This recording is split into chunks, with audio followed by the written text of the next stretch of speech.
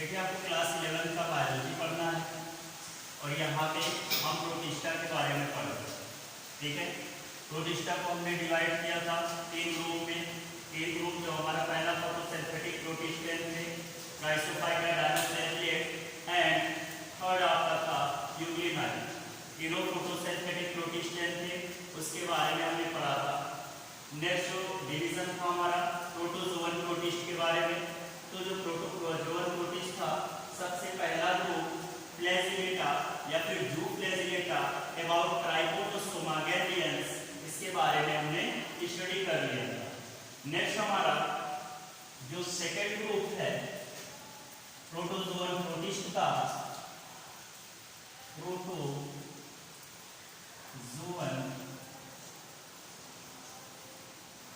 Protist animal group है, animal group है। हमको प्रोटोजोअन प्रोटिस्ट में नेक्स्ट पढ़ना है अबाउट सार्कोडीना। नेक्स्ट जो हमारा प्रोटोजोअन प्रोटिस्ट में है, एनिमल ग्रुप में है, वो सार्कोडीना है। सार्कोडीना, थोड़ा सा हम इसके कैरेक्टरिस्टिक के बारे में देख लेते हैं। What is the feature of Sarcodina? तो सार्कोडीना का एग्जाम्पल है अमीबा। अमीबा एक को इसमें और रखा गया है जो आपका पेलो मिक्सा भी है सार्कोडीना ग्रुप में। ठीक है, अच्छा अगर हम सार्कोडीना को देखें यहाँ पे तो दो एग्जाम्पल हमको मिलता है, एक अमीबा है, दूसरा पेलोमिक्सा है। अगर हम इनके हैबिटाट की बात करते हैं तो हैबिटाट में अमीबा का हैबिटाट देखें या फिर पेलोमिक्सा का हैबिटाट देखें तो जनरली ये इक्वेटिक होते हैं। इक्वेटिक होते हैं, बोथ होते हैं फ्रेश वाटर में भी पाए जाते हैं, फ्रेश वाटर में भी पाए जाते हैं, एज वेल एज मैराइनल भी होते हैं। ठीक, और एक चीज, ये दलदली जगहों पे भी पाए जाते हैं। मतलब कि एक टर्म दिया गया है मडी, वाटर और सॉइल। ठीक, सार्कोडीना के हैबिटाट की बात करें, एक्वेटिक होता है, फ्रेश वाटर में पाया जाता है, मैराइनल भी होता है, समुद्र में भी पाए जाते हैं, मडी वाटर में भी पाए जाते हैं। ठीक है, ये तो हो गई हैबिटाट की बात। नेक्स्ट हम दूसरा फीचर, तीसरा फीचर देखते हैं यहाँ पे। जो हमारा थर्ड फीचर है अबाउट सार्कोडीना, वो है कि इनमें न्यूक्लियस कितने होते हैं। जनरली हम ये पढ़ रहे हैं प्रोटिस्ट के बारे में, हमने पहले ही प्रोटिस्ट के फीचर पढ़े हैं कि ये यूनिसेलुलर यूकैरियोटिक एनिमल्स होते हैं। ठीक है, अच्छा सार्कोडीना की अगर हम न्यूक्लियस की बात करें तो सार्कोडीना यूनिन्यूक्लिएट भी होते हैं, यूनिन्यूक्लिएट भी होते हैं और मल्टीन्यूक्लिएट भी होते हैं।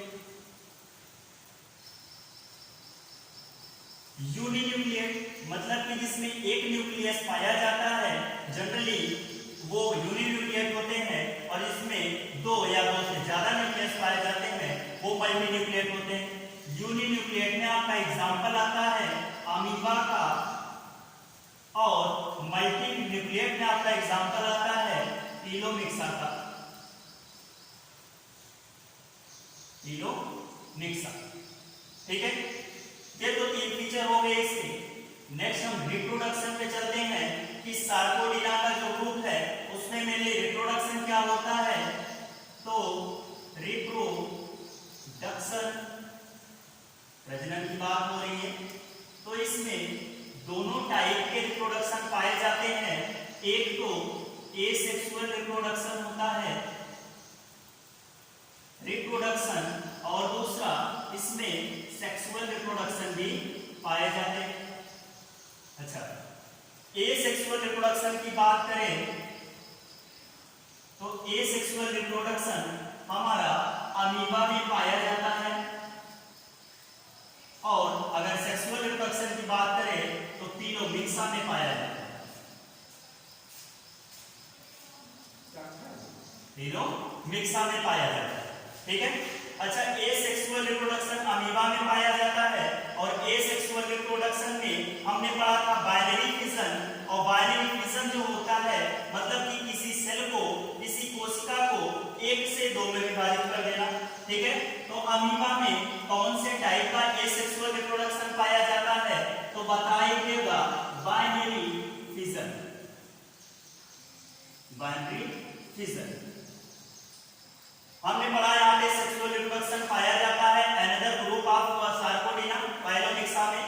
तो पाइलोमिक्सा में ये सेक्सुअल रिप्रोडक्शन पाया जाता है with the help of syngamy. Syngamy is another name of fertilization. ठीक है, ये तो जनरल कैरेक्टरिस्टिक हो गया अबाउट द सार्कोडिना। नेक्स्ट हम पढ़ते हैं अबाउट अमीबा। ठीक है, सार्कोडिना में ही आपका एग्जांपल आता है अमीबा का। अमीबा के बारे में हम यहाँ पे स्टडी करने वाले हैं। अच्छा, अमीबा के बारे में एक इसका अमीबा का ही एक क्रिएचर है जिसका नाम है अमीबा प्रोटियस। Amoeba Proteus. ठीक है, इसके बारे में हम पढ़ते हैं, हम देखेंगे अमीबा का स्ट्रक्चर क्या होता है, उसके बाद इसके और भी कैरेक्टर को देखेंगे। ठीक है, इधर जो आपका लिखा है वो जनरल कैरेक्टरिस्टिक है अबाउट सार्कोडिना। ये आपका एक स्पेशल टाइप का केस बन जाता है अमीबा का, जिसमें हम एक अमीबा को पढ़ रहे हैं और वो अमीबा कौन सा अमीबा है, अमीबा प्रोटियस। ठीक है, यहाँ पे सबसे पहले अमीबा क्या होता है, यूनिन्यूक्लिएट।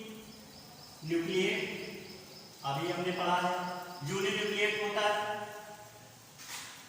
ये कैसा होता है, पैरासिटिक भी होता है, पैरासाइट भी होते हैं, हमारे बॉडी में रहते हैं और हमको ये नुकसान भी पहुंचाते हैं या फिर किसी को भी नुकसान पहुंचाते हैं। ठीक है, पैरासिटिक न्यूट्रिशन भी होता है। नेक्स्ट अमीबा प्रोटियस के बारे में देखें तो इसका स्ट्रक्चर अगर हम देखें तो इसका स्ट्रक्चर इर्रेगुलर शेप का होता है। इर्रेगुलर मतलब जैसे उनके बॉडी को ढाल दो उसी तरीके से ये हो जाते हैं। ठीक है, जैसे कि आप इसके स्ट्रक्चर को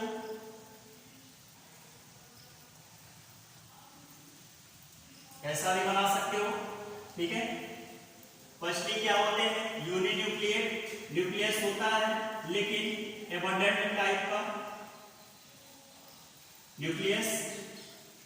ये होता है इसका स्यूडोपोडिया।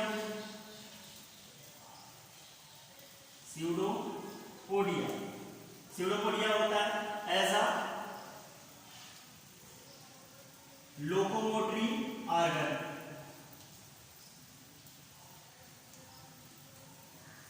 वो एक जगह से दूसरी जगह किस चीज के हेल्प से जाते हैं, स्यूडोपोडिया के हेल्प से जाते हैं।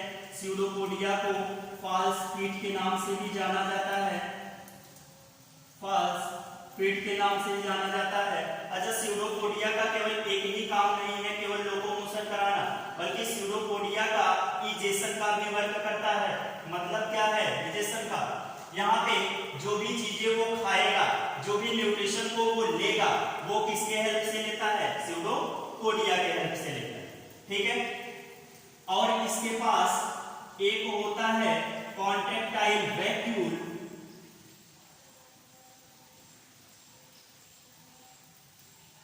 कॉन्ट्रैक्टाइल वैक्यूल होता है और ये वर्क करता है ऑस्मो रेगुलेशन।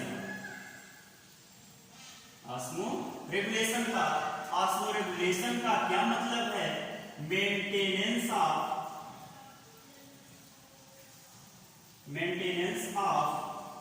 वाटर। तो वाटर की बात क्यों कही जा रही है यहाँ पे, क्योंकि आपको पहले ही पता है कि अमीबा जो प्रोटियस होते हैं वो कैसे होते हैं, कहाँ पाए जाते हैं।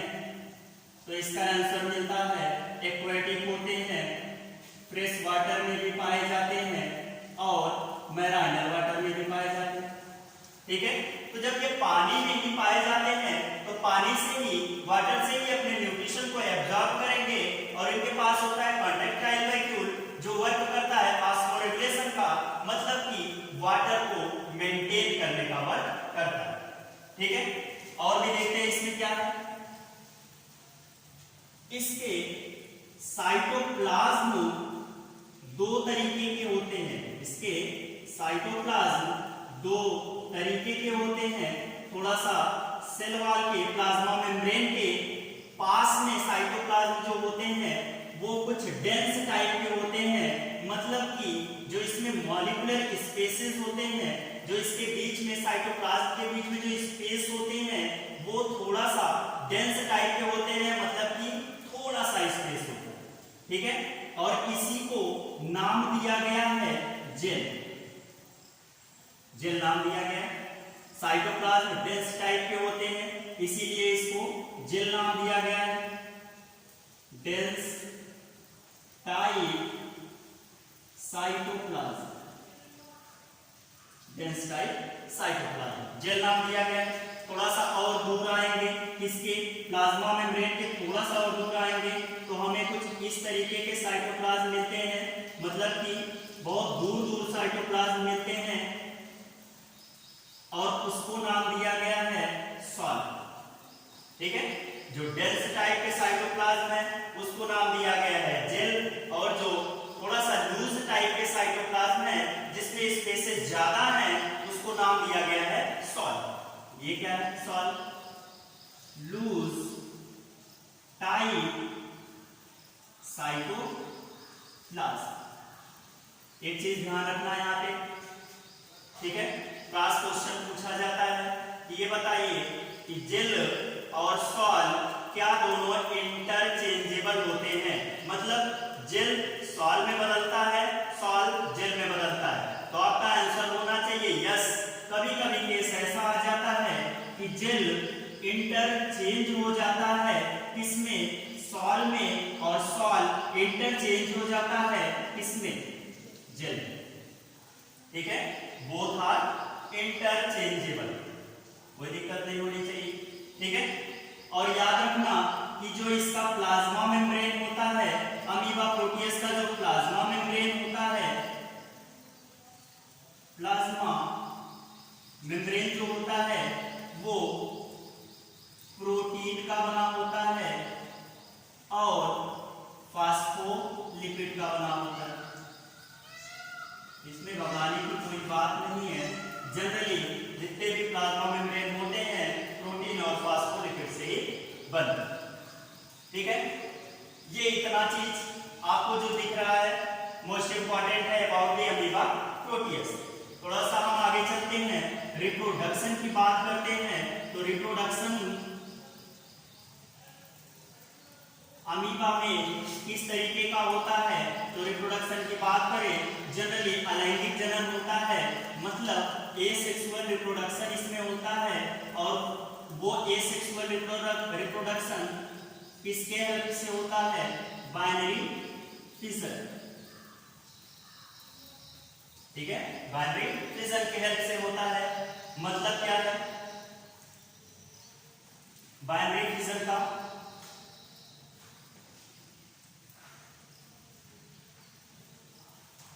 बाइनरी फिशन का मतलब होता है कि ये एक आपकी पूरी की पूरी पेरेंट बॉडी है, किसकी है, अमीबा की।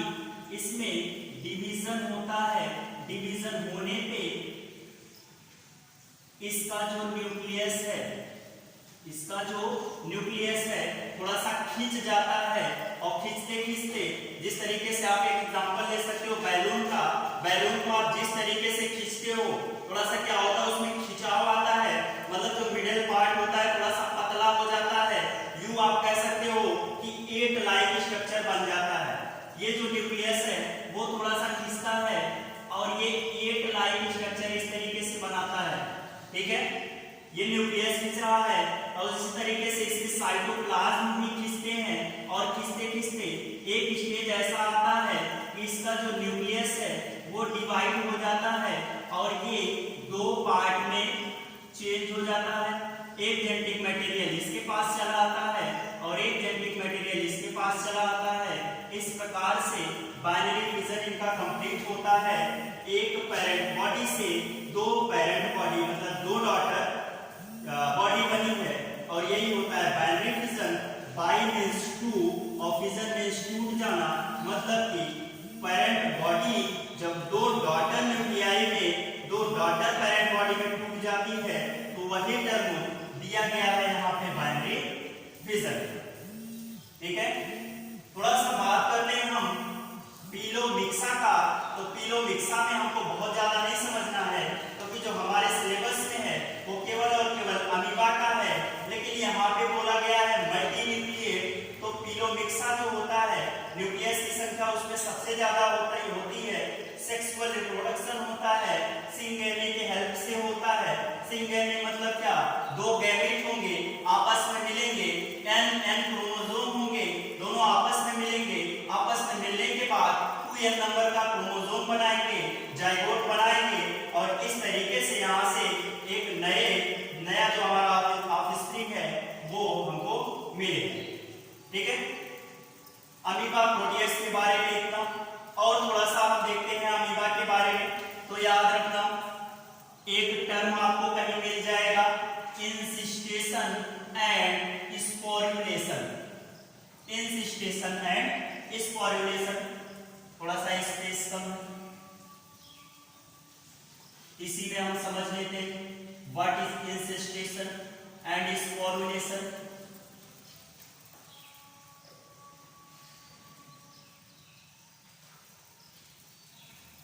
इंसिस्टेशन, ठीक है, इंसिस्टेशन क्या होता है, अंडर अनफेवरेबल कंडीशन। ठीक है, जब कंडीशन अमीबा के फेवर में नहीं होती तो इंसिस्टेशन की प्रक्रिया होती है, मतलब कि under unfavourable condition amoeba arrange अ 3 लेयर स्ट्रक्चर। अमीबा अरेंज अ 3 लेयर स्ट्रक्चर। जब कंडीशन अमीबा के फेवर में नहीं होती तो अमीबा क्या करता है, 3 लेयर की एक स्ट्रक्चर को विड्रॉ करता है, एक स्ट्रक्चर को बनाता है जो कि लेयर 3 होती है। 3 लेयर स्ट्रक्चर को बनाता है और यही जो 3 लेयर स्ट्रक्चर है हमारी वही कहलाती है सिस्ट या फिर सिस्ट वॉल। ठीक है, under unfavourable condition amoeba secrete a 3 layer structure called cyst. Cyst को क्या करती है, ये घेर देती है, सिस्ट का फॉर्मेशन करती है। और जब भी फेवरेबल कंडीशन आता है तो क्या होती है, जो सिस्ट वॉल होती है। अब क्या आ गया, जब कंडीशन इनके फेवर में आती है तो सिस्ट की वॉल ब्रेक हो जाती है। जैसे ही सिस्ट की वॉल ब्रेक होती है तो ढेर सारे अमीबियाई, मतलब कि अमीबा के अंदर जो इसी के प्रजाति के अमीबा हैं वो ढेर सारे, जैसे ही वॉल टूटा ये मैच्योर होके निकलने लगते हैं और अपनी संख्या को बढ़ाने लगते हैं। ठीक है, अपनी संख्या को बढ़ाने लगते हैं। एक अमीबा था उससे हमारा ढेर सारा अमीबा निकला और जो निकलने की प्रक्रिया होती है वही हमारी नेक्स्ट प्रक्रिया होती है जिसे हम स्पोरुलेशन के नाम से जानते हैं। स्पोरुलेशन के नाम से जानते हैं। तो जहां तक हमारी उम्मीद है समझ में आ गया होगा इंसिस्टेशन एंड स्पोरुलेशन।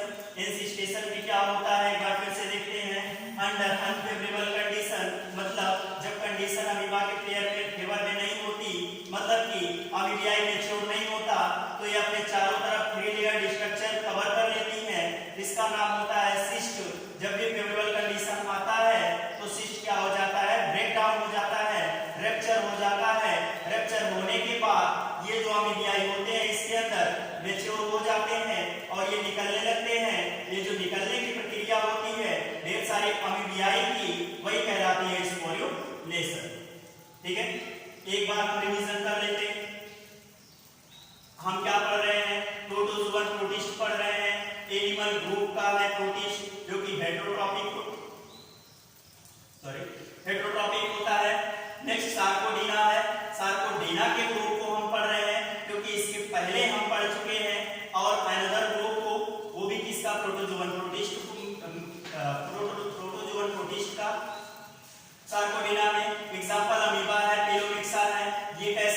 हैबिटाट में एक्वेटिक होते हैं, फ्रेश वाटर होते हैं मतलब कि नदी तालाबों में पाए जाते हैं, मैराइनर भी होते हैं, समुद्र में भी पाए जाते हैं, और कुछ मडी वाटर में भी पाए जाते हैं, मडी सॉइल में भी पाए जाते हैं जहां वाटर की क्वांटिटी थोड़ा कम होती है। ठीक है, यूनिन्यूक्लिएट होते हैं, मल्टी न्यूक्लिएट भी होते हैं। अगर बात आई यूनि की, एक की, तो एक न्यूक्लियस अमीबा में पाया जाता है। अनदर एग्जांपल है सार्कोडिना का जो कि मल्टी न्यूक्लिएट होता है, फिलोमिक्सा। ठीक है, रिप्रोडक्शन की बात करें तो दोनों टाइप के रिप्रोडक्शन होते हैं। एसेक्सुअल रिप्रोडक्शन पाया जाता है अमीबा में जो कि बाइनरी फिजन के द्वारा होता है। सेक्सुअल रिप्रोडक्शन पाया जाता है फिलोमिक्सा में जो कि सिंगेली के हेल्प से होता है। ठीक है, बात करते हैं अनदर ग्रुप की, इसी से उठा के जो कि हमारे एनसीईआरटी में है, अमीबा प्रोटियस की। हमको फिलोमिक्सा के बारे में नहीं पढ़ना है। अमीबा प्रोटियस की बात करें तो हमने पहले ही पढ़ा, यूनिन्यूक्लिएट होते हैं, कुछ पैरासिटिक भी होते हैं। ठीक है, और शेप इनकी देखें तो इररेगुलर होते हैं, मतलब कि जिस तरीके से ही बना दो उसी तरीके से। ठीक है, जिस तरीके से इनकी बॉडी कर दो, कर्व कर दो तो कर्व हो जाएगी, स्ट्रेट कर दो तो स्ट्रेट हो जाएगी। वही कंडीशन कहलाती है इररेगुलर से। एक्वेटिक होते हैं, फ्रेश वाटर में भी रहते हैं, मैराइनर में भी होते हैं। बात करते हैं इनकी स्ट्रक्चर की, तो स्ट्रक्चर में एक आपका पाया जाता है एक न्यूक्लियस। न्यूक्लियस क्या होता है? एबंडेंट टाइप का होता है। ठीक है, इसके इजेशन के लिए, भोजन को पकड़ने के लिए, खाने के लिए या फिर लोकोमोटिव ऑर्गन के रूप में एक जगह से दूसरी जगह जाने के लिए स्यूडोपोडिया हेल्प करता है। ठीक है, स्यूडोपोडिया यहाँ पे डुअल फंक्शन है, एक तो खाने को कैप्चर करना, खाने को लेना, और दूसरा एक जगह से दूसरी जगह जाना। ठीक है, इसमें दो टाइप की साइटोप्लाज्म पाई जाती हैं। एक डेंस टाइप का होता है, मतलब कि मॉलिक्यूलर जो स्पेस होता है साइटोप्लाज्म का वो बहुत कम होता है, जिसे हम जेल नाम देते हैं। और एक जो होता है वो थोड़ा सा लूज टाइप का साइटोप्लाज्म होता है, मतलब कि जो स्पेसेस होते हैं इसके जेल के कंपैरिजन में थोड़ा सा ज्यादा होते हैं, उसका नाम सॉल है। ठीक है, लूज टाइप साइटोप्लाज्म। ओके, इसके बाद क्योंकि ये पानी में ही पाए जाते हैं, मैराइनर फ्रेश वाटर होते हैं, एक्वेटिक भी होते हैं, इसलिए exchange of water, maintenance of water, एक और ऑर्गन पाया जाता है, एक और ऑर्गेनेल्स पाया जाता है जिसका नाम कॉन्ट्रैक्टाइल वैक्यूल है, हेल्प करता है ऑस्मोरेगुलेशन में। अच्छा, जेल और सॉल की बात करें तो क्रॉस क्वेश्चन हो सकता है, does gel are interchangeable into sol and sol are interchangeable into gel? Yes, this is correct. ठीक है, बात आती है रिप्रोडक्शन की, तो जनन इसमें केवल एक प्रकार का होता है, asexual reproduction with the help of binary fission, मतलब कि एक पेरेंट बॉडी होगी, टूट के दो डॉटर न्यूक्लियाई में कन्वर्ट हो जाएगी। ठीक है, नेक्स्ट हमारा टॉपिक आता है इंसिस्टेशन एंड स्पोरुलेशन अबाउट किसके? अमीबा के। तो अमीबा में इंसिस्टेशन अंडर अनफेवरेबल कंडीशन होता है, मतलब कि जब भी अनफेवरेबल कंडीशन होता है अमीबा का, अमीबा मैच्योर नहीं होता, 3 लेयर्ड स्ट्रक्चर सीक्रेट करता है जिसे हम सिस्ट कहते हैं। और जब ये फेवरेबल कंडीशन में आ जाता है तो सिस्ट की वॉल रप्चर हो जाती है, ढेर सारे अमीबियाई निकलने लगते हैं। निकलने की जो प्रक्रिया है वही